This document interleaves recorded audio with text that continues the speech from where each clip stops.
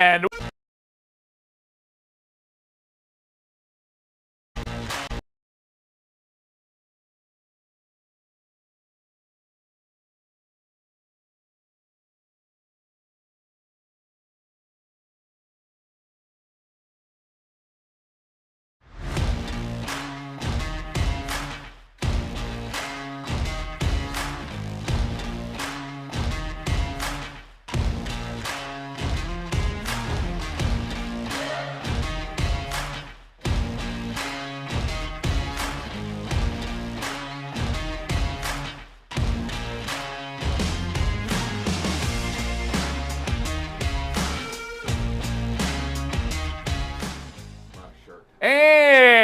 welcome to BCB Live, the safest station in the nation. You have Sir Rick right here. Glad to have you here. Glad to be part of my show. Today I got a special guest with me today, Mr. Drive Safe Dave. I'm not special. Am I always You're special? You're not special. You're absolutely right. You've been like a guest host for a little what while. What are you talking about? I want to thank you for stepping in. Sir, it is co-host. We are co-hosts. Co-host. Okay.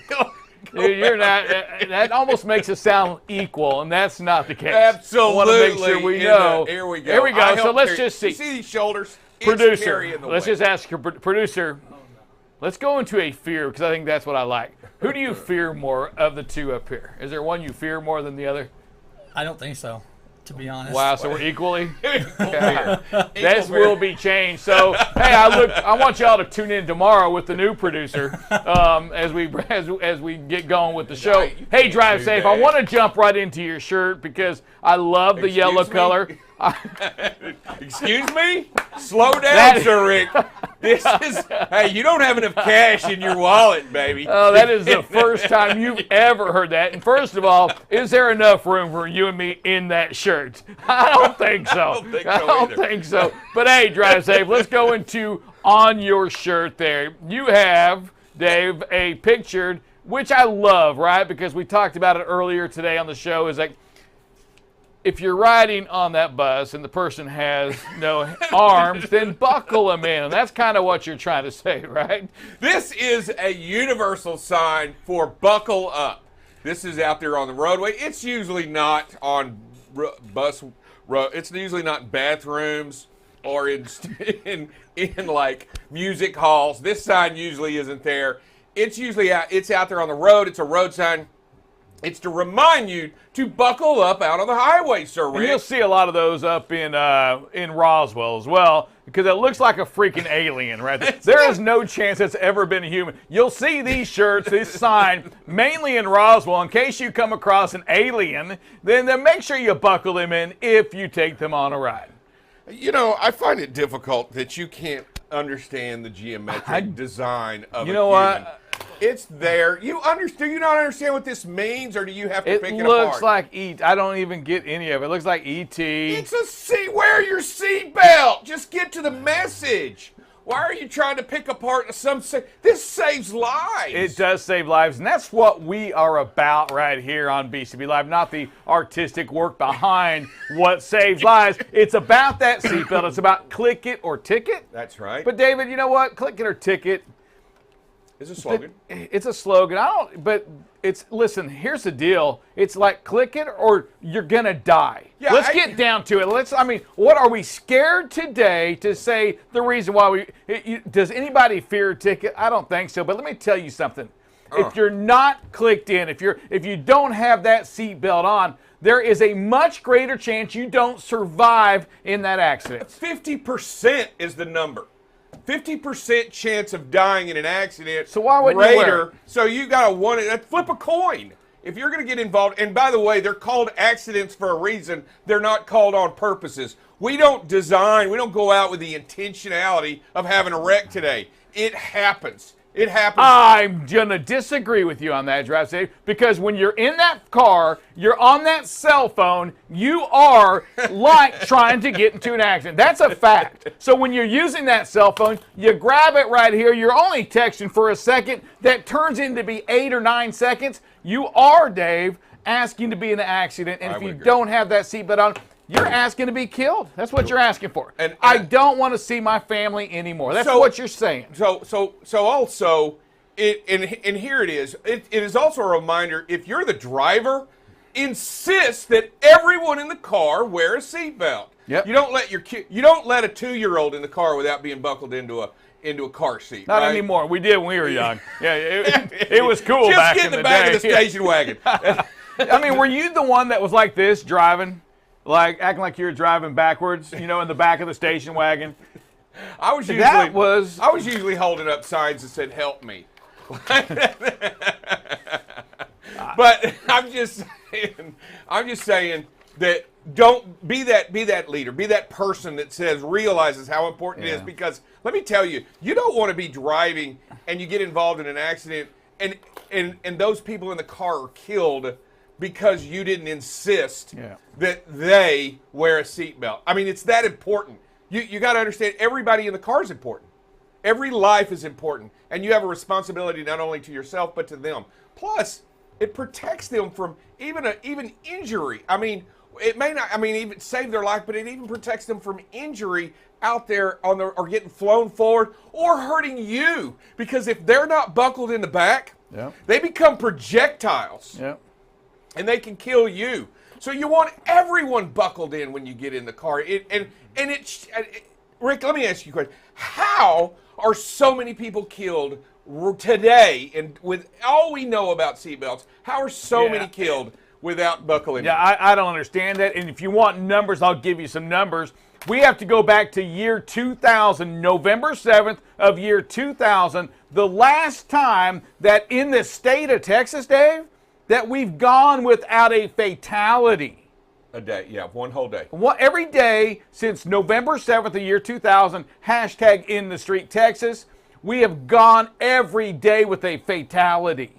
And how many of those could have been prevented by not being on that cell phone, not drinking, right, and then driving, and wearing your seatbelt? You know, you've got to get down, do that. You've got to want to make a difference. The only way we'll ever end this streak is if you stay off the phone. The only way we'll ever end this streak is if you don't drink and drive. The only way we ever end this streak is if you wear that daggum seatbelt that's not even a pain in the butt. Dave, you can say, well, I'm too big. There's not. What's the answer to that? Extensions. Extensions, just like the airplane. And you know what? I'll just tell you, I got a friend of mine that drives a truck. $14 on Amazon, a licensed certified seatbelt extension for $14. Make it a little bit more comfortable to ride. If you're a big guy like me, make it a little bit more comfortable to ride in the seat. I mean, I'm just telling you, it'll save your life. Number one, it's the law, but number two, why wouldn't you want yourself and others protected? Thank you. And I'm going to tell you right now, most truck drivers don't realize that when they don't wear a seatbelt, they are no longer in control of the tractor in any type of collision. You just go out of the chair. And now who's driving that big 80,000-pound vehicle? You need to be locked in the seat. You need to be hold tight so that you can hang on to the wheel. Preach. And touch the brakes. That's exactly 100% right. People think, Dave, it's only to keep them if they have that back. If you get thrown from your seat because you don't have your seatbelt on, guess what? You're in trouble, and so is somebody else if that vehicle's driving itself. Listen, Dave, we're only like a week away, less than a week away from being at Women in Trucking. 100%. Here in Dallas, Texas, Women in Trucking, we're going to broadcast live from there. You can catch us on YouTube, LinkedIn, Facebook, Twitter, Twatter, everything imaginable. Twitch. Hitch, Mitch, you can Tinder. Swipe right and you can get Drive Safe Dave and I at the Dallas thing. No matter what, you can find a way to get us here. And we're going to have phenomenal people on. We're going to have we're going to have some guests on here that's going to blow your mind, panels. And we are going to be broadcasting live, Dave, for a long time. Or until we get kicked out, one of the two. We're too loud. We may get kicked out. So like on Wednesdays, we do Ladies Who Launch. And when we go to the Women in Trucking, it is going to be Ladies Who Launch on steroids. On steroids. Wow. On steroids. We're going to be roiding it up there with Women Who Launch. No doubt about it. Hey, we're going to come back. Drive Safe Dave. Speaking of Women in Trucking, speaking of Ladies Who's Launch, who do we have on today on our Wednesday segment? We have Claire Flaherty, co-founder and head of growth at Carrier Source. All right. All that and so much more coming up on BCB Live. The safest station in the nation. You're watching BCB Live, the safest station in the nation. BCB Live covers freight. Here we are now at 21% of record freight being rejected. News down in Texas. We're going to talk a little bit about this. We had another $1.5 million seizure. If ever there's a time to do a pre or post trip, it's if you're doing something wrong. Weather, traffic. Hey, good morning, everybody. Welcome to some traffic and weather with Buckle Up Bob. You can kind of see where the visibility can be compromised a little bit. Again, right where that rain is. And most importantly, safety. One of the things that we must do is make sure that safety is the number one thing that we focus on. Going into an intersection yellow is not the way. That's to clear an intersection, not to enter an intersection. Tune in weekdays from 7 a.m. to 8 a.m. Central Standard Time. You can watch BCB Live through LinkedIn, YouTube, or Facebook. So what are you waiting for? Subscribe today and follow BCB Live.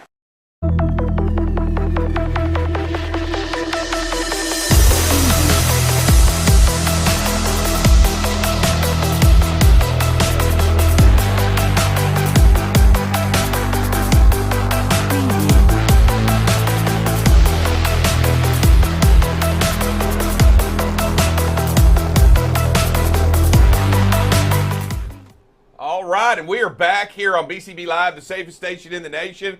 And we have Clara here, co-founder and head of growth at Carrier Source. How are you doing, Clara?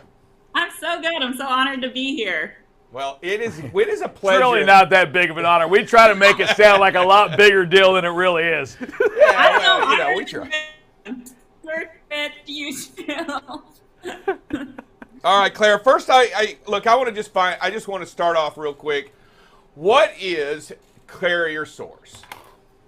Absolutely. So Carrier Source is really the easiest way to explain it is it's the Yelp of trucking. So it's a website where we have a profile for every interstate carrier out there that is listed on our site, and people can come and write reviews, and those carriers can come and claim their profiles and kind of take back their narrative and share their story on that profile.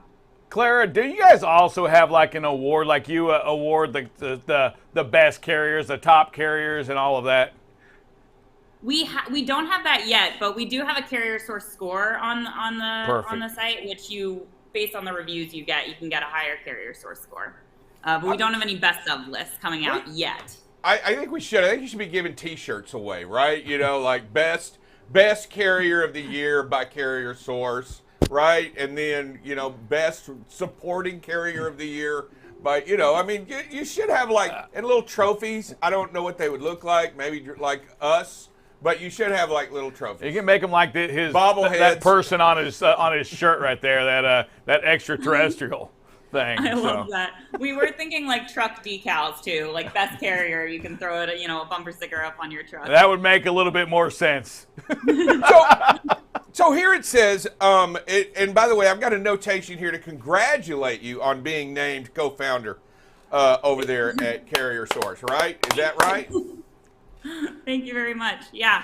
So my CEO, Rob, a couple of years ago, he was looking around the industry and he just saw that there was no way for carriers to get positive feedback online. You know, there's Carrier 411 and Freight Guard reports and the TIA watchdog, which is good and important for the industry, but there wasn't really anywhere where carriers could show off all the good hard work they were doing. So we all came from this company called G2.com, which in the software world is kind of the Yelp of software. You see where there's a trend in what we're building and moving with us.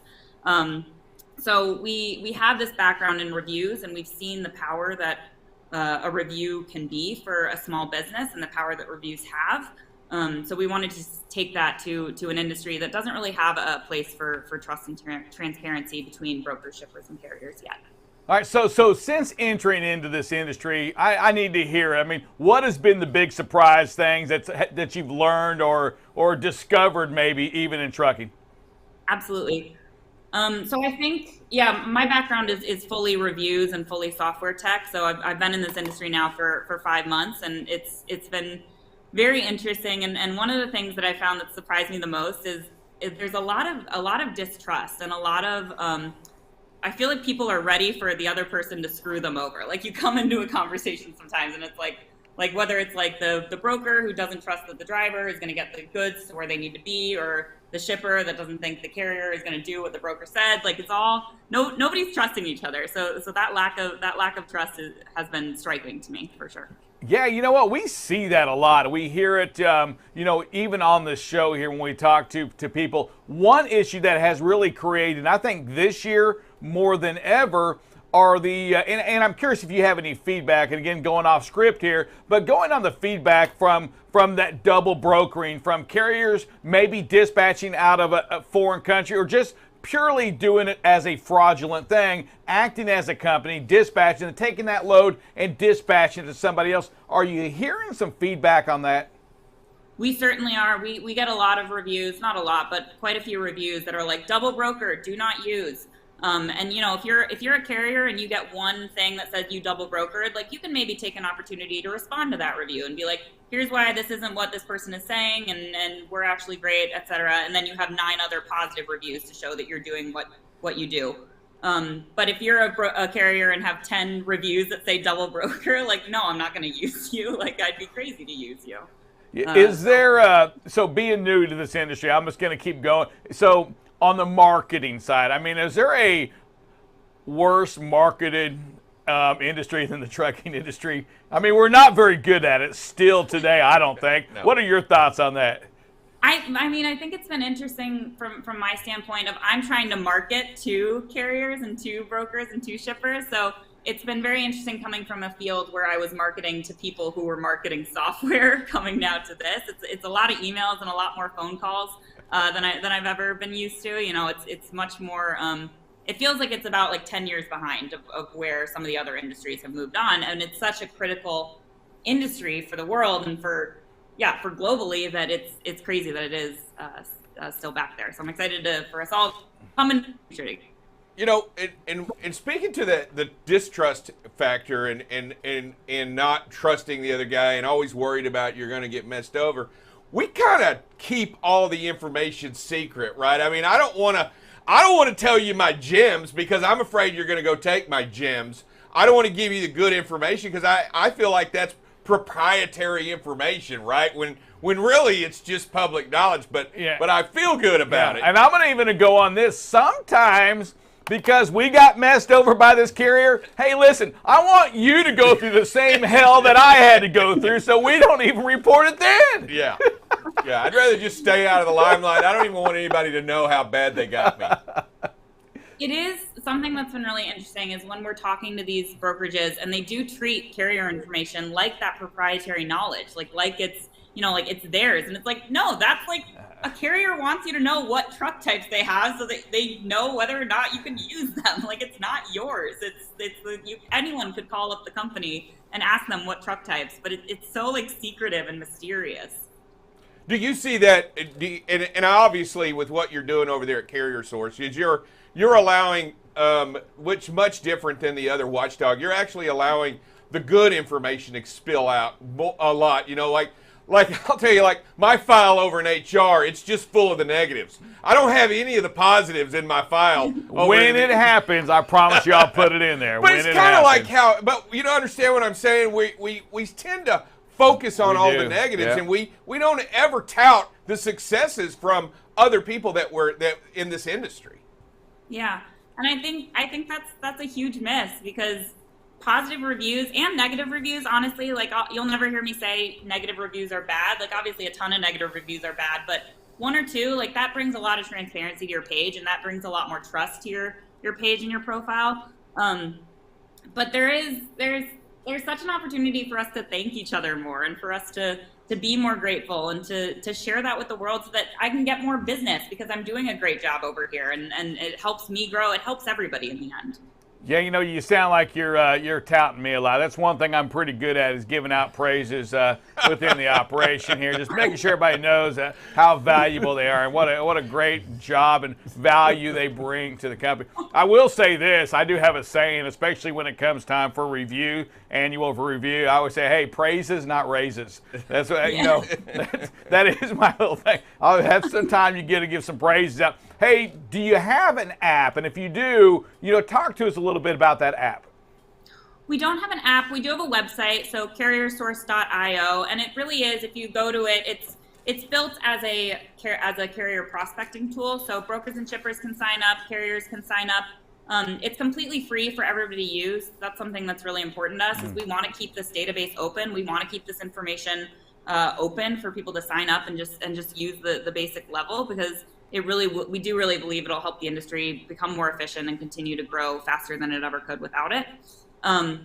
But carriers have a profile page. Every carrier has a profile page that lists your FMCSA, insurance info, alongside your reviews, alongside all the information that people who have come in and claimed their page have given us. So that truck type, shipment type, preferred lanes, all of that.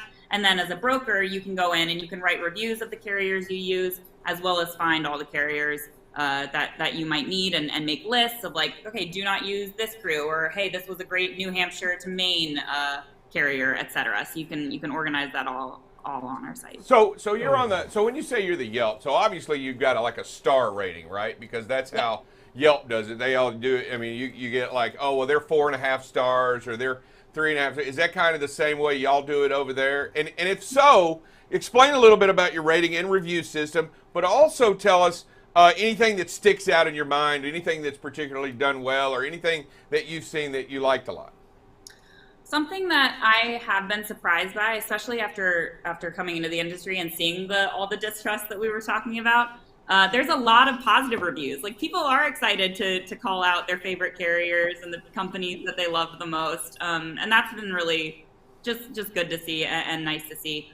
And then our reviews, we have an algorithm that will sort based on recency and based on star rating that the person gives, and that kind of sorts it into our carrier source score, which is what we're calling it.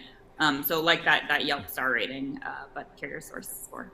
Are you thinking of ways to take this a little bit further, meaning integration into TMSs? Because as carriers, what we don't like is to go to this system and this system, this system. Is there any thought into integrating into, say, some of these larger TMS systems? So when we are talking to a carrier, we put a carrier in there. For example, it may come up with your score on it, a 4.5 star, which gives us some belief that, number one, this carrier is real. You know, it's not a double brokered opportunity, but they're also a carrier that's been valued amongst other brokers or customer shippers or anything like that. Absolutely. You know, especially the bigger brokerages, like, nobody wants their reps outside of their system. They want them all in their TMS. So having the carrier score, being able to funnel in there is definitely something that we're working on. We've had some conversations already. And also, I got something else for you too on this, because these are real life problems that we have, and I love to share these with folks like yourself that can make a difference. I just think there's ways, there's information that y'all in that software world have that we don't have on a broker side of the business, and that is to help us identify possible carriers that may be fraudulent. Meaning, a carrier may have 3 trucks and they're picking up a load for us, but if they're picking up another load for 18 other people the exact same day, there's a good chance that they're doing something with that freight double brokered, because you can't pick up 18 or 21 loads of 3 trucks. To help the brokers, to help this industry identify those fraudulent folks out there. Yeah. Well, and we have, because of our extensive experience in reviews, we have a really good verification system that we have. And so we ask people when they write a review, like, can you please share like a redacted written confirmation so we know that you actually worked with them. So having the visibility there and the verification that we go through, like, not anybody can write a review. We check who you are. We find you on LinkedIn. We make sure that you are who you say you are and that you conceivably worked with this carrier. So even one review could tell you that, okay, this carrier is real, they did a load, I could consider them. Gotcha. And if you're a carrier, a good carrier, you want to be involved in this, right? I mean, you want to make sure that you get there, and if you deserve a good rating, you want to make sure that you're in there and that people have an opportunity to rate you as well, right? Yep. Yeah, and we intend to always keep that free and open. So carriers today can come in, everybody's got a page, you come in, you search your MC number, your DOT number, and you can find your profile, claim it for free, and update all of that information to put your best foot forward and start gathering those reviews, also completely free. And where do they go, Claire, to get that done if they want to join that or join that page? Because you're telling us it's for free and an opportunity to be advertised. I don't think that's a negative in any way, shape. For Yeah. free. Yeah. So how do they jump on board, Clara? They just go to carriersource.io, and then you can click sign up, and it'll ask you for your MC number, and you can put that in, and the page will be yours. All right, I'm going to keep, I feel like I'm expanding your business opportunity. I'm going to give you another one here. So, because I just feel that if I'm a driver and I'm looking for a reputable trucking company, or I want to get some dirt, is there anything good about this trucking company? I feel like, especially if it's free, that I should be able to log onto your website, type in that trucking company, see what kind of reviews it's getting from the brokers, from the shippers, from its peers, or whatever it is. Are you seeing much of that, or is that maybe a later on kind of thing? Absolutely. Anybody can search the site and can prospect even without signing up. So you could go on today and you could look at every single company that you might want to work for and start finding reviews on it and start reading all their information. You don't even have to sign up at all. We are seeing drivers come to the site, and we have gotten a couple messages from drivers just being like, hey, what have you heard about the company? Do you like them, et cetera? So that's another opportunity that we're thinking about, is like, how can we facilitate the connection between the driver and the carrier as well?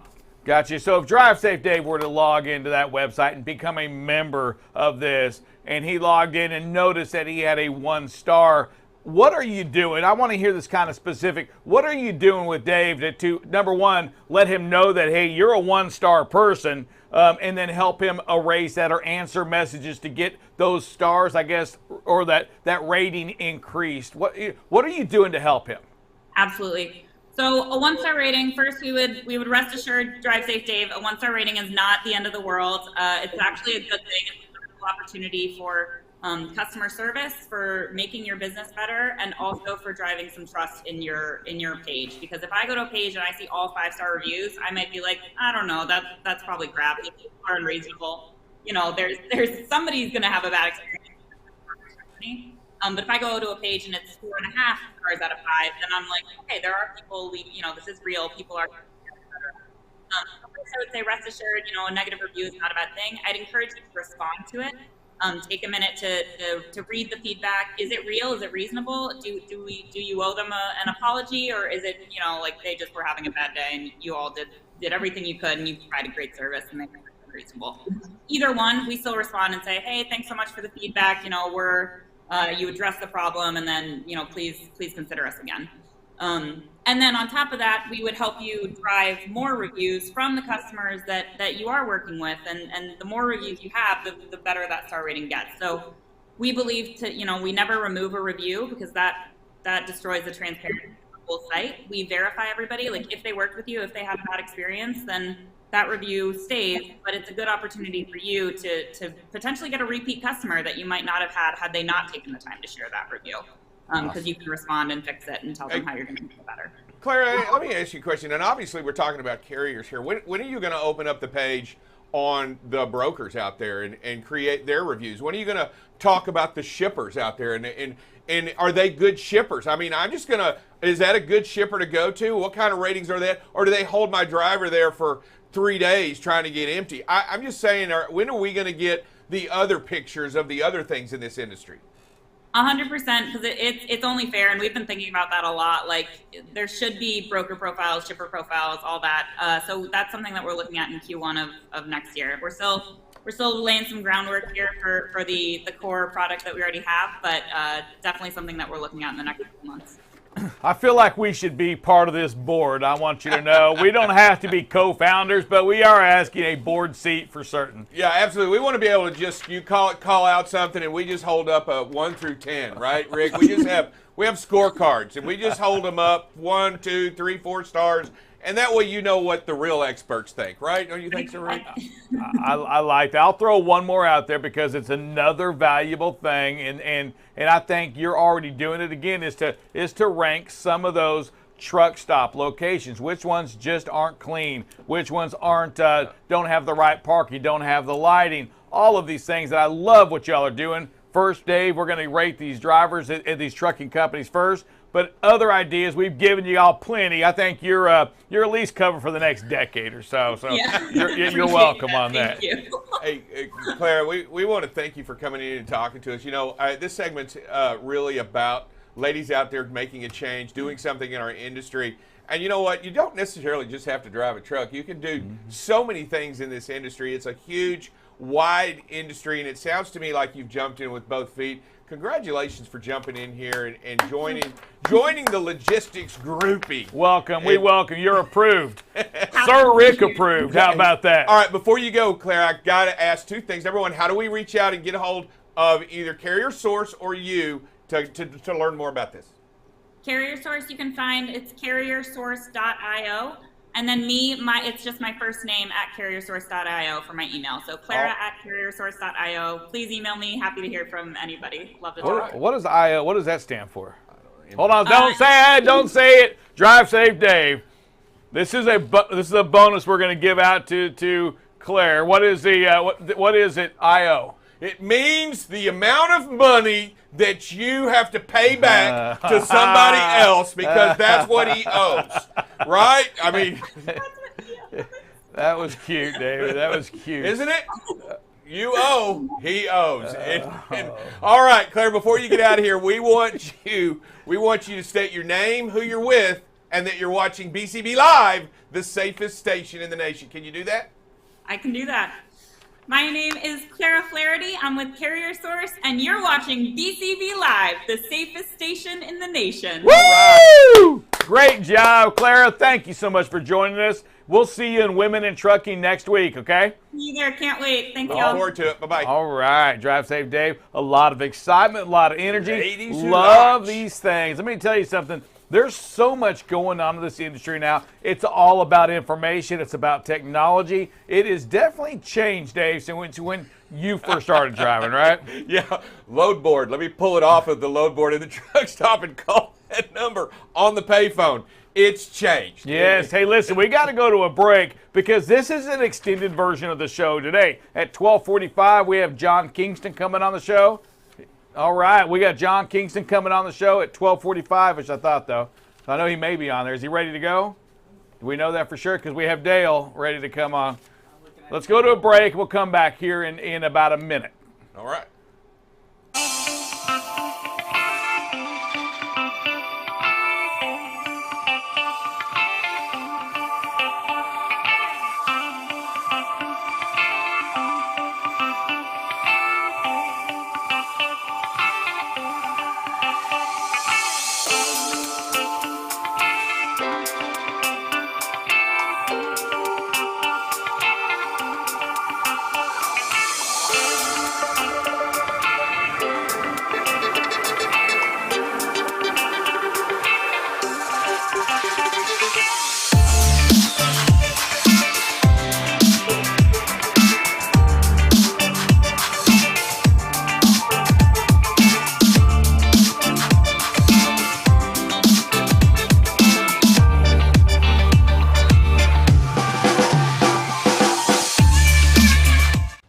All right, this is Drive Safe Dave here on BCB Live, the safest station in the nation, along with Double Chick. Dale has kind of slid in here. What are we talking about today? Hey, we're talking more about that slips, trips, and falls, you know, getting in and out of your truck, Whoa! making sure we do it safe. Yeah, we don't want drivers injured. We don't want people injured. And, you know, we talk a lot about vehicle safety, but we also have to talk about our safety, about personal safety. You know, be attentive to your surroundings. You know, check the ground around you for holes, uneven terrain. Make sure if there's loose gravel, you're aware of it before you get out of your truck. If you're walking to your truck after a rain, make sure, you know, if your shoes have leather soles, sometimes they're very slick. You want to be aware of that so you don't slip and fall and hurt yourself, Dave. Absolutely. Stat fact, 45,000 falls for transportation workers in 2020. 45,000 falls that resulted in injuries for transportation workers. That's too many. Just have to be aware of our surroundings and take it a little bit slow. Yeah, you're more likely to be hurt by just falling down than you are by in a crash. So your odds are up. So we're just asking you to pay attention to that, be aware of that, and be safe. We want you safe all the time. That's what we do here. We talk about safety in or outside the vehicle, right? Yeah, that is it. That 3-point egress and ingress. Just got to make sure we're doing it the right That's way. in and out, by the way. Just want everybody to know. There you go. Hey, let's look at some videos. Let's go. All right, here's the first video. Obviously, we are a little bit too close. Yep. Doing 70 miles an hour.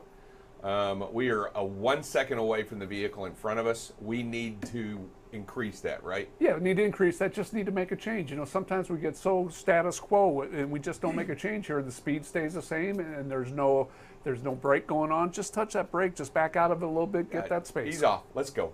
Ease off. Next video. Ooh, this is aggressive driving. This is tailgating. This is just flat out unsafe. Driver starts out too close and then makes it worse by getting even closer. Man, that's just aggressive driving. That's just scary right there, Dave. Yeah. Just back out of it. You're not And going by to the make way, them go the faster. person right here at this moment right here, the person looks in the rear view, all they see Is grill. That's all they see, and it's very intimidating. And by the way, the driver's already in the right lane. I mean, I don't. yeah. I mean, how much more? What else do you want them to do? They're already in the right-hand lane, doing everything they can. They have every right to be there, and it is not yours. It is not your right to break the law and crowd them, Yeah. tailgate, and intimidate. Yeah, don't push them. No pushy. It's the darkness. We're too close. We There are a too couple close. things coming into it. Just 58 miles an hour, and we're way too close. just got to back out. We're of less it. than a second away. And no big picture here. I mean, it's dark. There's no big picture. Just got to back on out of it. There we go. All right. In Next today's. video. Oh no! Don't say it's so. Yeah. Okay, I won't say it, but it is. It's a rolling stop sign. It's not the same one as we saw yesterday because we're actually making a left-hand turn here. It doesn't matter if you're turning left, right, going forward. You got to stop first. Got to take that good look.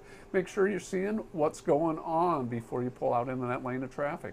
That's starting to. I mean, right now, to me, you know how you've got that forward deal, the forward vision right here. Yeah. If you don't stop, that's the vision you have, and I don't care if you look left or right. You can't see around those West Coast mirrors good enough. Yep. To get around out of there. You've got to come to a complete stop. You've got to respect the intersection you're at. And by the way, that is a stop sign. And it means stop. That doesn't mean, hey, I almost stopped. Yeah. That means what was that sign we saw the other? You really got to stop. Yep, you really got to stop. Yeah. I mean, yep, you do. That's what it's Absolutely. about. I'll tell you what, we joke around. But it's prevalent in today's society. Yeah. Out there on the roads, people not stopping at stop signs. It's really prevalent. It really is. I mean, it happens. You do it. You've done it. You know what we're talking about. Oh, but it's not okay. Yeah, everybody does it. I know the area. Yeah. I mean, you don't roll through a stop light. No. I mean, You it's don't. the same violation. Same points, probably the same fine. It is the same fine, the same point. And you know what? You know what's scary about all that? Why do we not care, Dale? Why do we not care? Dave, I can't tell you the answer to that because I do. I mean, I do care. That's why we talk about this day after day. That's why we pointed out how important it is to stop because I do care. There's something going on up here that tells us that, well, we are more important than the stop sign. Yeah. Or I'm not going to get in a wreck. I got this. Yeah. You know how many people have gotten hurt with those famous last three words? I got this. Yeah. Do you know how many people have actually been hurt? I thought I could make it. I thought it was clear. Yeah.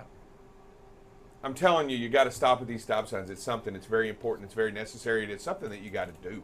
Yeah. Right? That's right. There's no more I thought. It's I know. It's I know. And I'm going to tell you, and herein lies the rub. Don't you want to be able to say if somebody pulls you in, let's just say let's say somebody gets killed at one of these intersections. God forbid. And you're up on the witness stand defending yourself, and somebody says, well, are you sure you stopped? And do you want to say, well, I stopped most of the time? Yeah. Or do you want to turn to them and say, I know I stopped because I stop all the time? That's right. I stop all the time. That's how I know I stop. But if you're on a witness stand, you'll never be able to say that if you don't. That's right. I mean, you got to recognize what your habits are, where you're doing it at, and then you got to correct it. I mean, here's the rub. Look back at your day today, yesterday, and the day before, and I'm going to bet you told yourself you stopped at every stop sign. I'll bet you tell yourself that. And now it's time to come clean. Pay attention to them today, and let's see how many you really stop at. Because I'll guarantee you don't. I guarantee you're missing the point of what I'm trying to say. There's just too many doing it out there for somebody to go, well, it's not just me. I stop. No. Yeah. It's too many people out there getting hurt. We have too many people losing their lives. It's time to stop. Yep. All right. What we'll do is we'll come back in just a minute here on BCB Live. The safest station in the nation.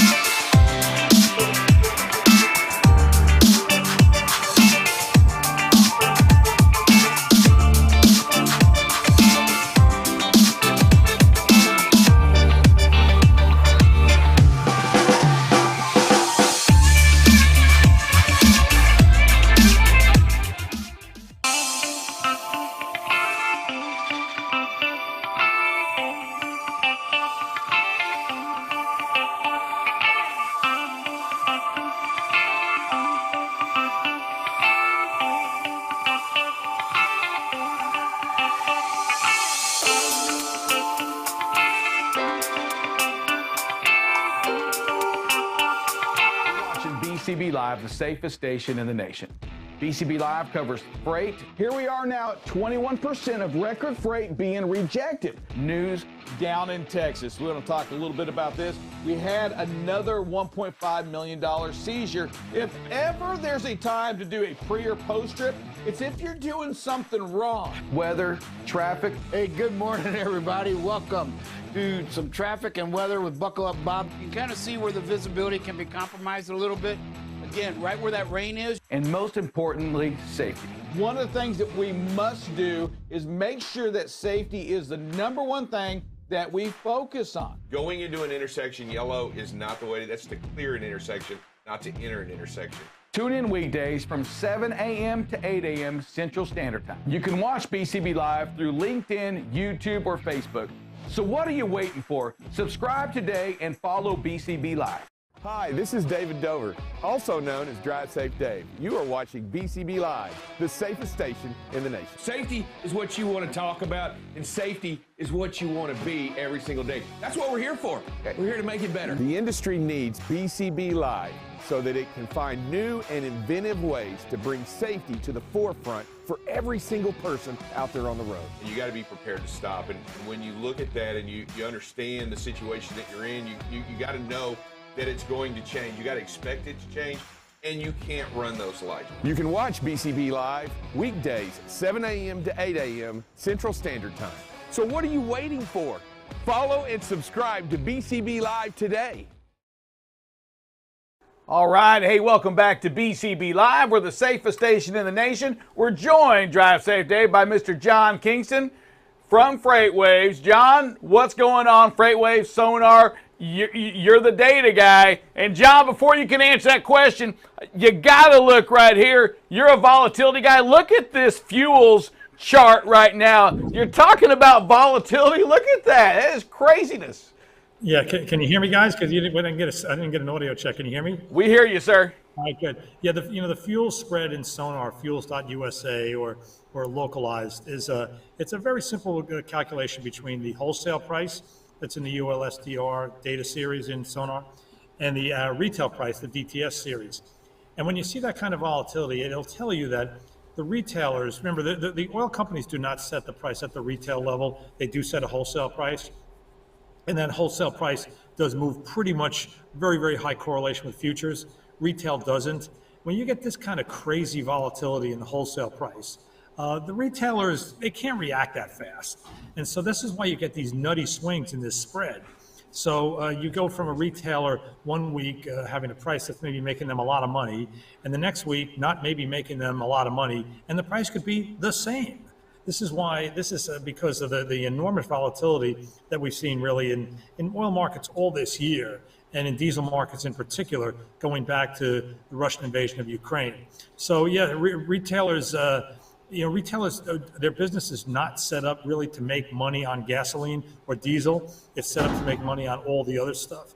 So but the spread between the two, between wholesale and retail, has been absolutely nuts this year.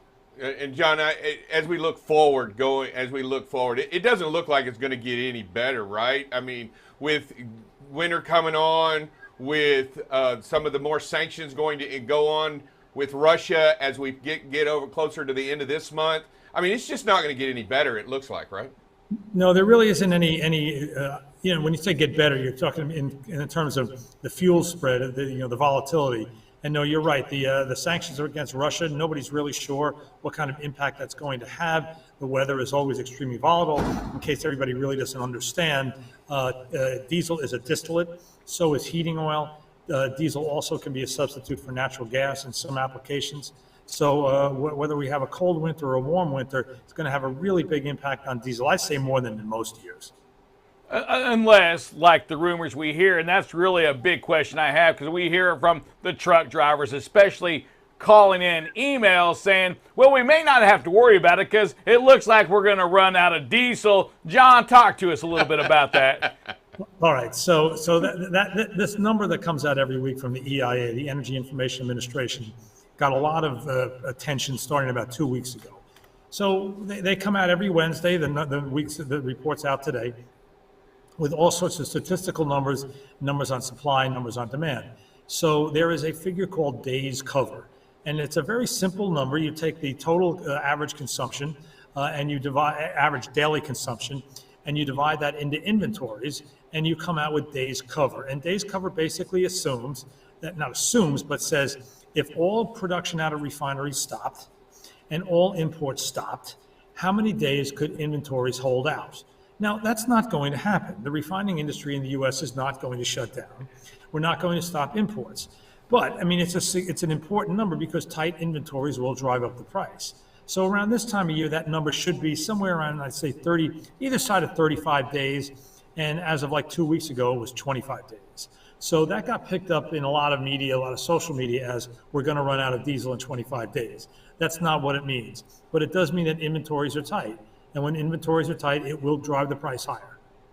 Also, a lot of discussion around the United States dumping from their reserves out onto the open market, and in talking and discussing that. And it's also led into a little bit of the talk around the truck stop about how much fuel's out there and stuff like that. Go ahead and speak to the oil reserves that they're putting out on the market to help stem the price of fuel. Yeah, well, the sales from the SPR have been running at about, 800,000 to 1 million barrels a day now for several months. I have to go back and look at when they started. It's really been pretty amazing. It's certainly nothing that I've ever seen in my career covering oil. We've had certainly periods where oil was sold from the SPR, but that was usually in the wake of a hurricane. I know there was some sales back in 2011, I guess that was, when you had the Libyan revolution that pretty much shut down that country. But this sort of consistent sale of reserves, week in and week out that goes on for months is really unprecedented. I don't think there's any doubt that the price of oil is lower than it would have been had those sales not taken place. I mean, if you're putting 800,000 to 1 million barrels a day onto the market, that as if the country of Algeria cloned itself, because that's about what Algeria makes. And I think, for those who are saying, well, this is no big deal, if Algeria suddenly disappeared from the market tomorrow, you'd have a lot of problems. If another Algeria suddenly was created, that would be very good for consumers. So I don't think there's any doubt that the price is probably lower than it would have been as a result of the sales. The problem is, for diesel consumers, is that it's a long way to go from the sale of crude oil to making diesel. And with restrained refining capacity, the price of diesel relative to the price of crude and relative to the price of gasoline has soared. So that's a really big issue here. So yes, the SPR sales have helped hold down the price of oil, but the impact on diesel is probably somewhat limited.